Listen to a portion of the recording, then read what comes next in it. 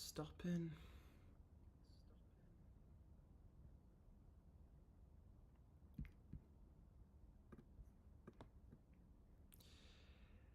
Hello.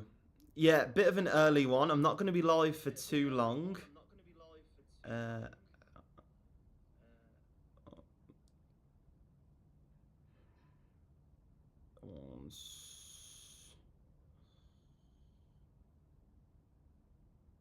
boom.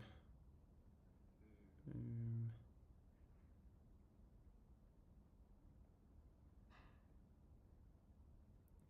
One second. Let me just get this. There we go. So I just thought I'd go live quickly, not too long of a live. Oh god, that is really, really loud. Just because today we've had some interesting price action on a Friday. It's a bit weird. But I'm just gonna go over the reasoning I got into a buy down here and then the sell up here, because I think there's some valuable things to note. So I thought I'd do a quick live. Won't be too long of a live, but going over why I got into this buy position here, which I've now got out of up here, and then why I got into the sell up here as well. So I thought it would be a good idea to just break that down quickly, as I think these were two quite interesting positions, but they show something which I've spoken a lot about on a few different lives, and so I wanted to show you another example, if you will. So first off, how you all doing? Hello Louis, hello Mark, hello NMA, hello Alan, hello Bella. Yeah, we've got a big chat. Big chat is needed, but good one. One sell, one break even, worth a go, low risk, don't like Fridays. Yeah, Fridays are very, very weird. I don't normally take really positions on a Friday, but today these two positions were quite clear. I'm gonna close half of this, not half, but I'm gonna close part of this before we move up. 1 second.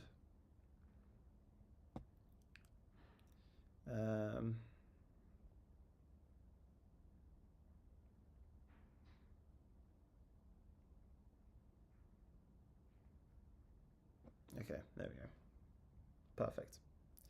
Perfect. All negative, but is what it is. Okay, all good, Louis.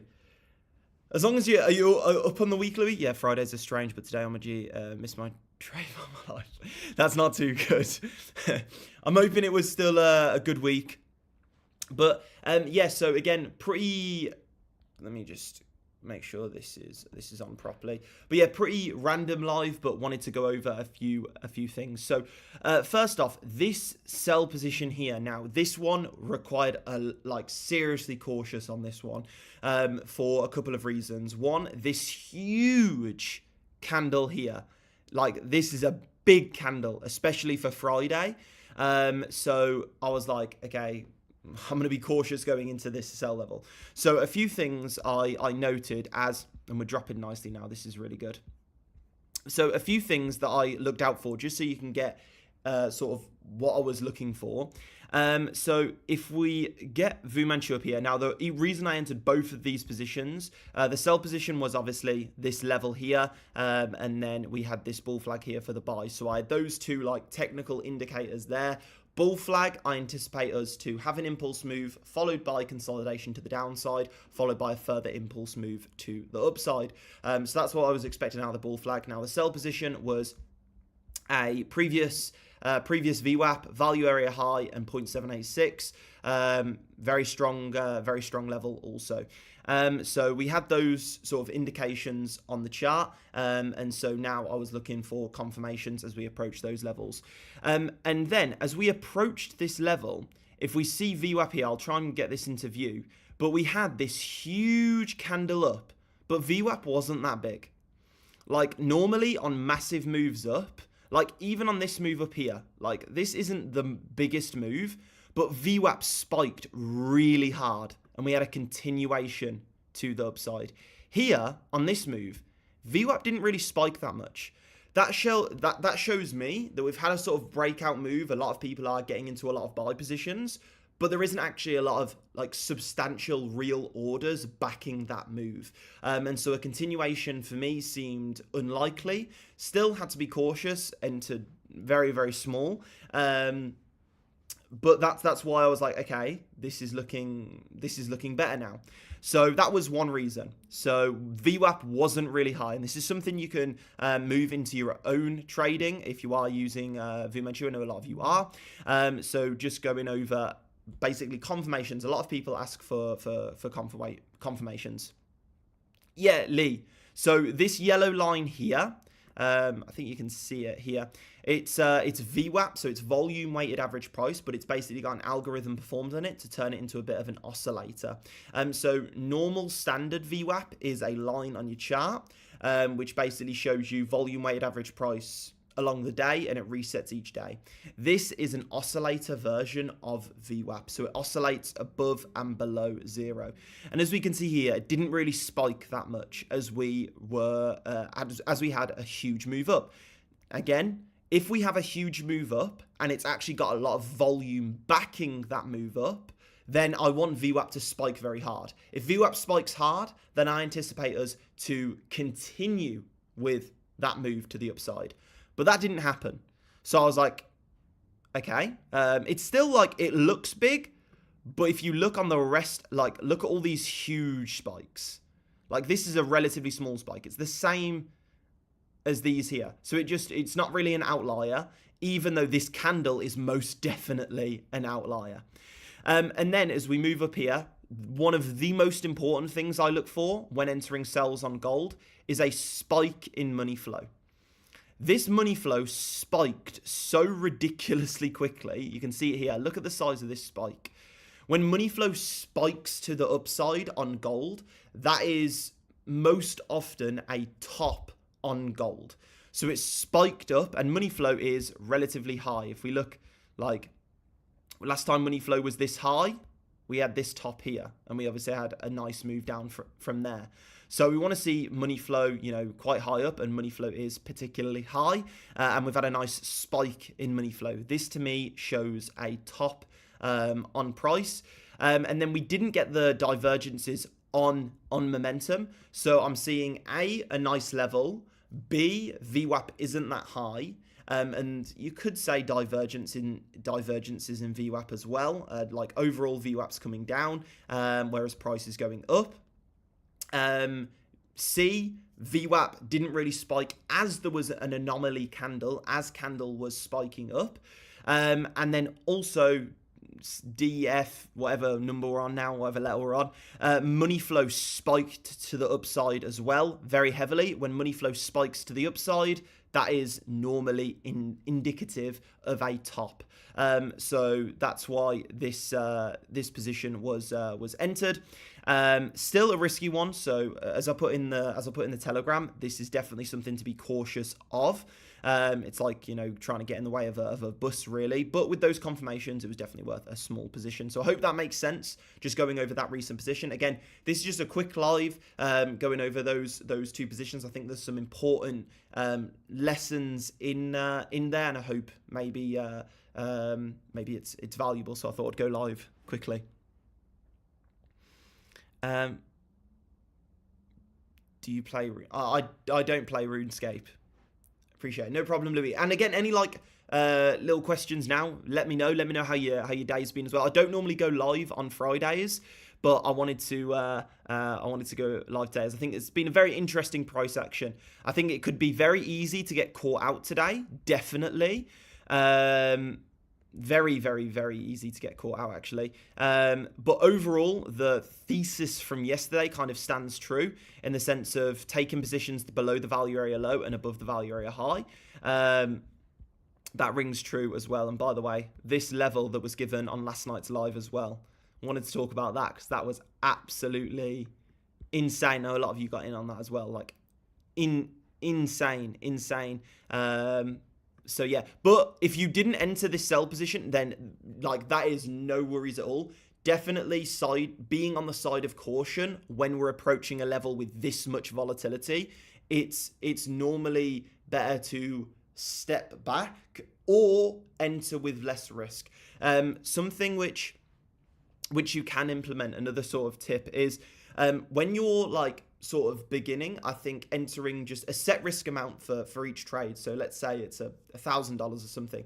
You risk $1,000 on each trade. But when you're a bit more advanced and you can distinguish between how good setups are. So for example, let's just check this out. I'm gonna move my stop just above here. But something good to look out for is, this is for when you're a bit more advanced, but what you can do is when you're at the stage where you can distinguish between a very good setup, a medium setup, and like an alright setup. Like, you know those times where it still hits your rules, but you're like unsure, okay? You can have like a grading system on your entry.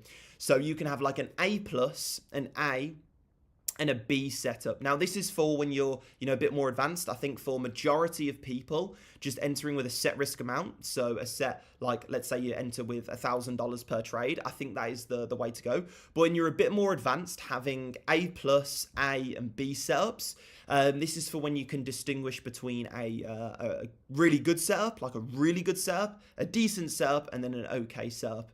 And what you can do is, let's say you would risk $1,000 on each trade. What you can do is you can risk 1,200 on like an A+ setup, 1,000 on an A setup, and then 800 on a B setup. So then you're taking advantage of when those setups are particularly good. Because I know we've all been there where it's like, okay, this setup just, I don't know what it is, but it just looks perfect. Okay, you want to take advantage of that. Not huge, but just a bit. And then we've all been there when there's a setup and it's like, okay, it's hit my level, it fits my rules, it looks good, but it just doesn't look that good. Then you can categorize it. That's a good thing to implement when you are, again, a bit more advanced. I think getting to that stage is a good idea. And then let's go over this bull flag here. So I feel like there's been quite a few bull flags on gold which have played out absolutely perfectly over the past few weeks. So I just want to go over as well what a bull flag is, how you can trade it, and basically go from there. So there's sort of three ways you can trade a bull flag. So first off, what is a bull flag? Why do we trade them? So a bull flag basically is a impulse move up in price followed by consolidation, followed by an expected further move up in price. This is the flag. Now, what is this actually showing us? Because in reality, a flag on the chart means nothing. Like, it's just a flag on the chart. I'm not going to sit here and say, okay, it's forming a flag. This looks like a Bart Simpson, or this looks like a cup and handle, and that's the reason that price is going up. No, the reasoning behind it is because if we think about it in terms of like orders and actual market, this impulse move is showing, buyers are in control, okay? Buyers can't be in control for forever, okay? They need a bit of a breather. They need to, have time to get into those positions again. So if you think about it from that angle, what's happening is buyers are extremely in control. And then, sellers sort of, you run into a bit of a roadblock, and buyers are having a bit of a breather there. Okay, it's slowly coming down. People are thinking, oh yeah, this is the top. So retail are selling here because they think it's the top. Whereas the big guys are just accumulating positions for the second leg up. And so what this is just a breather, if we think about it in that way. A breather before a continuation up. And there's sort of two really good areas, but then three places you can trade a bull flag. The first one is getting in at the lower extremity of a bull flag. One of my favorite things to trade is looking for a golden pocket at the lower extremity of a bull flag. So if we use this example here, maybe we take, this was too quick to trade, but if we take the fib from this low here to this high, it comes in at the lower extremity of the bull flag with a golden pocket. This is such a high probability trade. We're getting in at the very, very bottom of the bull flag and at a golden pocket. Really, really nice. So that's one way to trade a potential bull flag. And then we'll go over a couple more ways as well. Nice, Jane. Louis, I'm going over that now. So that's one way to know how to enter a bull flag. The second way to enter a bull flag is on the retest. So it is entering on the retest. So what is a retest? So if we look here at this bull flag, normally price doesn't just break up and go. Normally there's some type of we'll draw another bull flag on here so you can see. Normally there's some type of a retest. So what happens is price does this and then price breaks out, retests, and then go. So if we think of this as that's an awful line. So this is the bull flag and then the retest here. That's a very high probability move because you've already seen, okay, we've broke out, we've taken out these highs, the bulls are back in, the buyers are back in. And so getting in at the retest here, especially if it lines up with other confluences. When I mean other confluences, I mean it lines up with this previous high here. Maybe it lines up with a golden pocket, things like this. So that's the second way to trade a bull flag. So the first way is getting in at the lower extremity. So getting in at the bottom of the bull flag here. Okay, that's obviously the best way. You can only really get in that on the third bounce because these first two bounces are just forming the bull flag. That third one, is where you can actually get in. The second way is getting in on the retest. So where we break out, price comes back, retests those highs before a further move up. That's my favorite. That's by far my favorite way to trade bull flags. It's not as nice as the extremity, like the lower extremity, but sometimes this one can be like we saw back here, can be very, very, very quick, and so you might not get filled, this, that, and the other. It can be a bit of a mess. Whereas normally on the retest, you can get filled and you get a nice entry, but you know there's pros and cons to everything. So the con of getting in on the retest is we might not retest. So that's a problem. But if we do, you know it's a high probability move. Now, the third way we can get in is once you've had sort of 3-4 taps of the upper extremity of the bull flag. We'll go into the 1 minute here. What you can do is, as we did up here, where we looked for spikes in money flow to the upside to form a high, what you can do is you can look for spikes in money flow to the downside and curvature in money flow. So we can see here, money flow has been in the red for a long time, okay? We've come up into this bull flag, you know, huge move up, okay? So buyers are in control. We've formed this bull flag. We've been in red money flow for quite a bit now, and money flow is curving to the upside. So I'm like, okay, we've had a huge impulse move to the upside. I'm bullish. We're forming a bull flag. Bullish. Money flow's curving to the upside. Bullish. And so what we can do is we can look for areas here to potentially enter buy positions.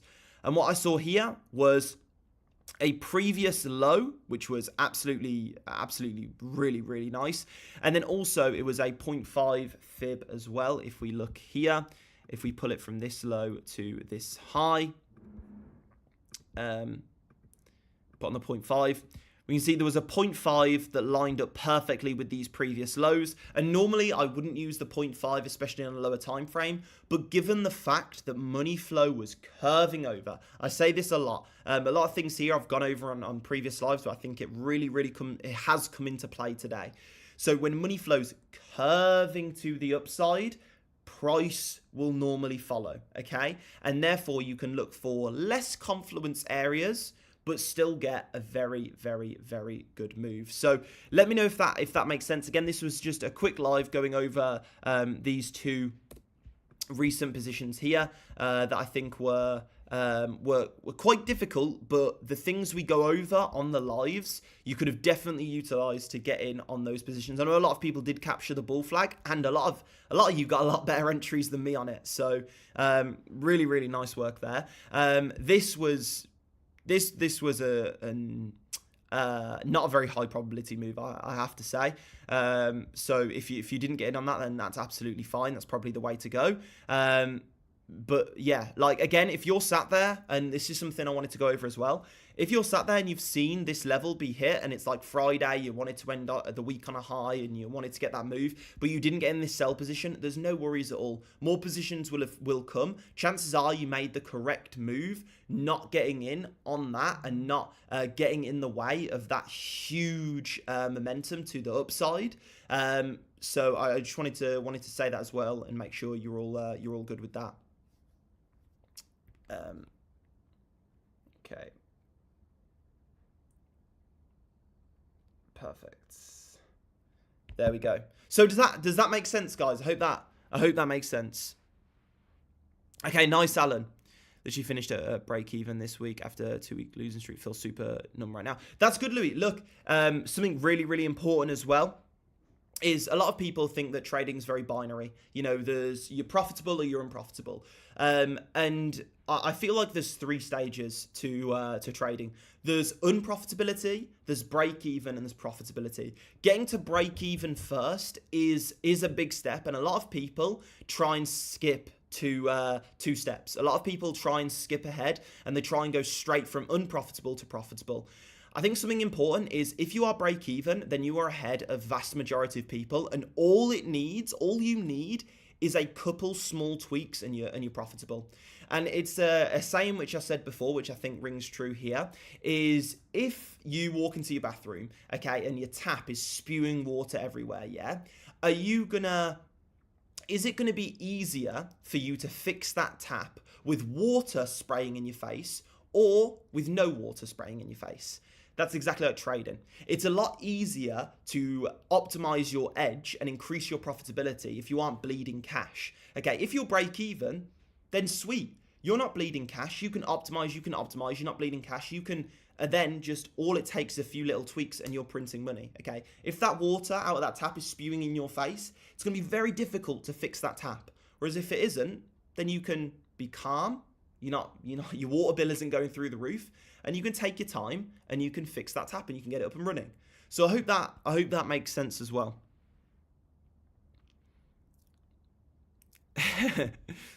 Great. Need to understand how to set my charts up. Yeah, send me a message, Chris, or ask in the Discord. At me in the Discord with like a screenshot of your chart or something, and we'll go over it. Okay, guys, this was a quick live. I just wanted to. I've got a lot of questions regarding this bull flag here, how to trade it, this level here, and how to trade it. So I just wanted to do a quick live going over. I know it was like I've ran through it quite quickly, and it might sound a bit advanced, but I wanted to walk through my mentality as well, and I hope that it's provided a bit of value there on Friday. Again, I don't normally go live on Friday, but really thought that going over and speaking my thoughts with regards to that bull flag and that level there, I thought would provide hopefully a bit of value. And yeah, so hope everyone's having a great Friday. Hope you're doing well. Hope you've had a great week. Finishing off the week, I think taking a step back from the charts now, seeing what's happened this week, and definitely, I think if you really want to improve, then take a look at a few of the losses you've had this week. Go over them, mark them up on your chart and just stare at them for a bit. Like I used to do, just stare at them. Where did I go wrong? What was it? Did I follow my rules? Did it look good? Did I miss something? Did markets just go against me? No one wins 100% of the time. Like, try and find just one thing from this week that you can improve going into next week. Just one. Write it down as something. And then next week, the best thing to do is to just focus on improving that one thing. I used to do it when I was younger and I played this game. a game called League of Legends. I really wanted to get really good. And how I did that was, and I didn't get really good, it was a hard game. But what I'd do is I'd watch the replay tool of the game, and I'd find one thing that I could have improved on. Just one thing. And then on my next 3, 4, 5 games, I'd make sure that that one thing, I don't care about anything else, that one thing I was doing. So just find one thing that you could have improved this week, implement it into your trading next week, and then go again and again and again. Before you know it, you're printing money. So hope everyone, hope everyone had an amazing week. If you got any questions, drop them me on Telegram or at me in the Discord. Yeah, hope everyone has a great weekend, and I'll see you all in a bit, guys. Take care. See you in a bit, Matthew. See you in a bit, Alan, Louis, Chris. Who else have we had on here?